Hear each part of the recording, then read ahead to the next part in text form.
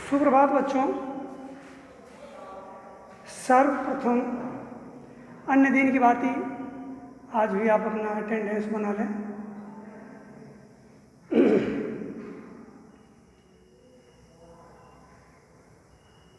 आज की पढ़ाई होगी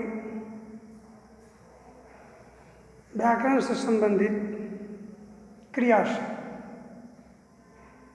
जो भाषा के अन्य प्रकार में एक प्रकार यह भी है, क्रिया। तो क्रिया के संबंध में शायद आप लोग जानते होइएगा कि संज्ञा या सर्वनाम के द्वारा जो भी कार्य किया जाता है उस कार्य को ही क्रिया कहते हैं। राम पत्र लिखता है तो इसमें काम क्या हो रहा है? लिखना काम हो रहा है। पत्र काम नहीं हो रहा है, पत्र लिखना काम नहीं है, लिखना काम हो रहा है। पत्र तो एक वस्तु है, कागज पे आप लिखना चाहिएगा तो पत्र बन जाएगा, पोस्ट कार्ड पे लिखिएगा तो पत्र का रूप ले लेगा, वो तो एक वस्तु है। लिखने का काम आपके द्वारा हो रहा है, इसलिए लिखना एक क्रिया है। तो सरल भाषा में क्रिया की परिभाषा यही है कि जिस शब्द से किसी काम के करने या होने का पता चले उसी को हम क्रिया कहते हैं। और समय का पता चले तो फिर काल हो जाता है। वो बहुत सूक्ष्म अंतर है। संज्ञा या सर्वनाम के द्वारा जो भी कार्य संपादित होता है, जो भी काम किया जाता है, उसी को हम क्रिया कहते हैं। अब आइए कि क्रिया की उत्पत्ति हुई कैसे। तो क्रिया की उत्पत्ति धातु से हुई। धातु से ही क्रिया बना, क्रिया से धातु नहीं बनेगा। पहले धातु तब क्रिया। धातु में प्रेरणार्थक क्रिया लगा दीजिएगा तो उसका शब्द दूसरा हो जाएगा। नाम धातु क्रिया लगा दीजिएगा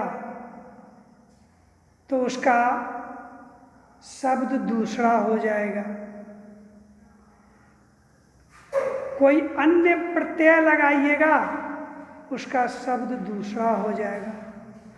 तो एवं प्रकार से क्रिया के मूल रूप में धातु ही है। तो सर्वप्रथम हमें धातु के बारे में जानना जरूरी है।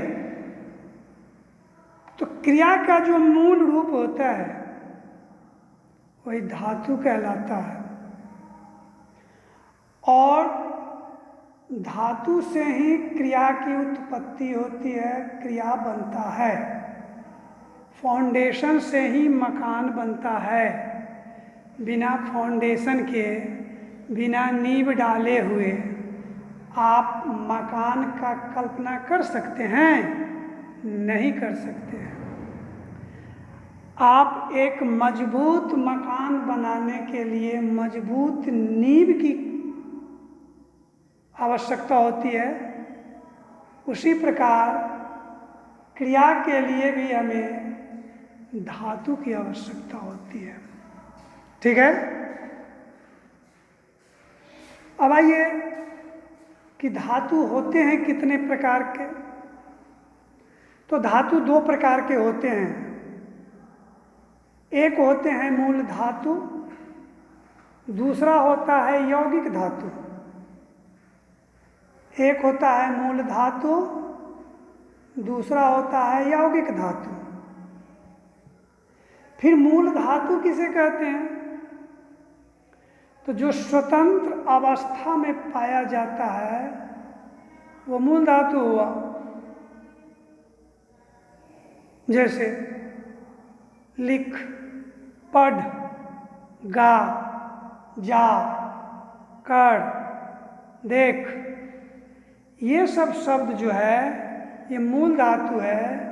इसमें किसी अन्य शब्दों के साथ इसका कोई संबंध नहीं है, तो इसी को हम मूल धातु कहते हैं, जो अपने आप में स्वतंत्र होता है, जिस पर किसी का कोई प्रभाव नहीं पड़ता है, वह किसी पर आश्रित नहीं होता है, उसे हम मूल धातु कहते हैं।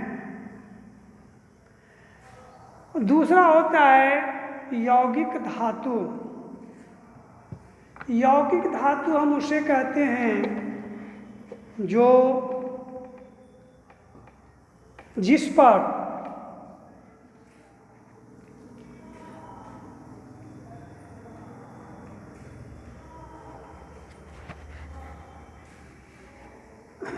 कोई संज्ञा, जिसमें कोई संज्ञा जुट जाए, यौगिक धातु। यौगिक धातु हम उसे कहते हैं कि जिसमें कोई प्रत्यय जुट जाता है। जिस मूल धातु में कोई प्रत्यय जुटकर कोई नया शब्द की रचना करता है तो उसे हम यौगिक धातु कहते हैं। उसे क्या कहते हैं? यौगिक धातु कहते हैं। मूल धातु में मूल धातु स्वतंत्र होता है, यह किसी दूसरे शब्द पर आश्रित नहीं होता है, और यौगिक धातु दूसरे पर आश्रित होता है, यह प्रत्यय के योग से बनता है। खा मूल धातु हो गया, उसमें ना लगा दीजिएगा तो ना प्रत्यय हो गया खाना, है कि नहीं? लेकिन यौगिक धातु में खाना से खिला,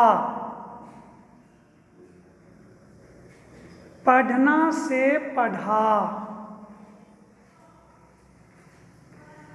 ये सब जो हुआ, खाना से खिला, पढ़ना से पढ़ा, ये सब यौगिक धातु होते हैं। क्योंकि यौगिक धातु किसी न किसी प्रत्यय के योग से ही बनता है। यौगिक धातु किसी न किसी प्रत्यय के योग से बनता है, जबकि मूल धातु अपने आप में स्वतंत्र होता है। वो किसी अन्य शब्द का सहारा नहीं लेता, किसी दूसरे शब्द पर आश्रित नहीं होता, वह अपने आप में स्वतंत्र होता है, इसीलिए उसका नाम पड़ा मूल धातु। और जो किसी प्रत्यय पर आश्रित होता है उसको कहेंगे यौगिक धातु। जैसे खाना एक क्रिया है, नाम धातु, और उसमें यौगिक धातु क्या हो जाएगा? खाया। पढ़ना से हो जाएगा, नहीं, खाना से हो जाएगा खिला, पढ़ना से हो गया पढ़ा, है ना? एक अक्षरी, दो अक्षरी, तीन अक्षरी, चार अक्षरी धातु, यौगिक धातु होते हैं। अब देखिए, यौगिक धातु तीन प्रकार के होते हैं। जब धातु में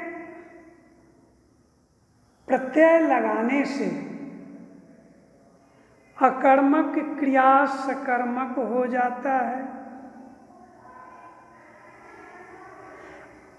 अकर्मक सकर्मक बन जाता है और प्रेरणार्थक धातु बनता है। एक ये हो गया यौगिक क्रिया की के भेद में, एक ये हो गया कि धातु में प्रत्यय लगाने से अकर्मक, सकर्मक और अकर्मक जो है सो सकर्मक में और प्रेरणार्थक धातु में बदल जाता है। दूसरा है कि कई धातुओं को मिलाने से जो एक नया धातु बनता है उसे संयुक्त धातु कहते हैं। 2, 3 या अन्य जितना भी हो, छोटे छोटे धातुओं को मिला दो और एक बड़ा धातु बन जाए तो वो संयुक्त धातु हुआ ना। संयुक्त मतलब होता है जोड़। 2 धातुओं को जोड़ दीजिए एक साथ तो नया जो शब्द बनेगा वो संयुक्त धातु कहलाता है। तो यौगिक धातु में एक ये हुआ, एक हुआ कि यौगिक धातु में प्रत्यय लगाने से क्या होता है, क्या बताएं अभी, कि अकर्मक सकर्मक बन जाता है और प्रेरणार्थक धातुएं बन जाती है। पहला हुआ। दूसरा हुआ कि छोटे छोटे धातु, 2 धातु को मिलाने के बाद जो एक नया धातु बनता है उसको संयुक्त धातु कहते हैं। और तीसरा जान लीजिए, संज्ञा या विशेषण से नाम धातु बनती है। संज्ञा या विशेषण से नाम धातु बनती है। अब एक नाम धातु हुआ और एक प्रेरणार्थक क्रिया हुआ, तो प्रेरणार्थक क्रिया जो होता है यह शायद आप लोग नहीं जानते होइएगा। तो जब जिस वाक्य में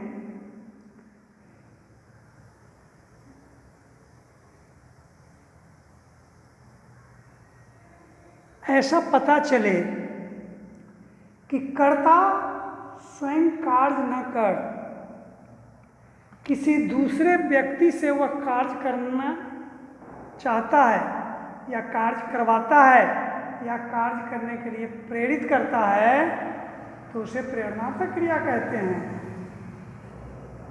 लिख धातु हुआ और इसका प्रेरणार्थक क्रिया हो गया लिखवाना। सीता मुझसे पत्र लिखवाती है। सीता स्वयं पत्र नहीं लिखती है, मुझसे लिखवाती है, मुझे पत्र लिखने के लिए प्रेरित करती है। इसीलिए ये प्रेरणार्थक क्रिया हुआ। नहीं,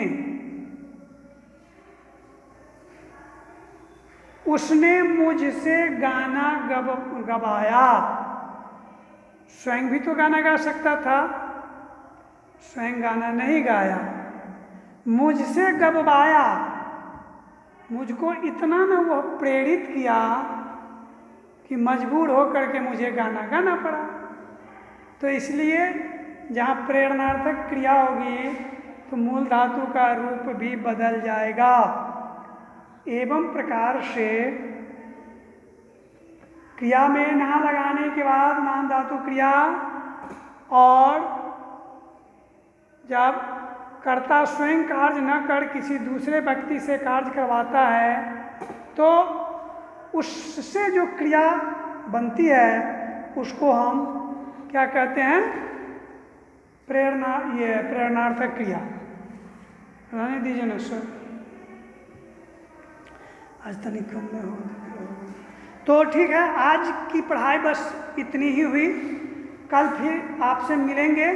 तब तक के लिए आप स्वस्थ रहिए, निरोग रहिए, प्रसन्न रहिए, खूब पढ़िए लिखिए। धन्यवाद।